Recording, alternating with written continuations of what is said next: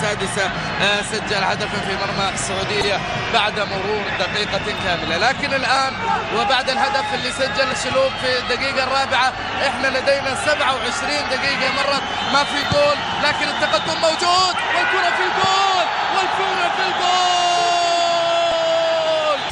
يوسف ناصر، فعلا يوسف ناصر يسجل أول أهداف الكويت في بطولة خليج 20 وأول أهدافها الشخصية في بطولات الخليج.